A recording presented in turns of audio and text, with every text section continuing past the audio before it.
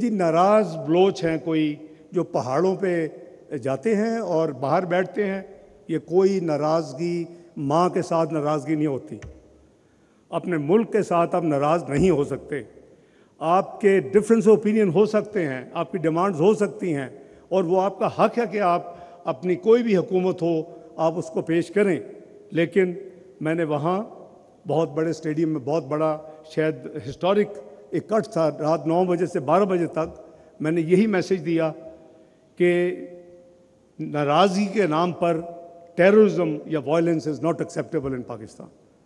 और ये वो चीज़ है जो मैं समझता हूँ कि हमें क्लैरिटी के साथ सोचना चाहिए कि हम ट्रैप ना हों, क्योंकि बच्चे और नौजवान कई दफ़ा इमोशनल वे में या मासूमियत में ट्रैप हो जाते हैं।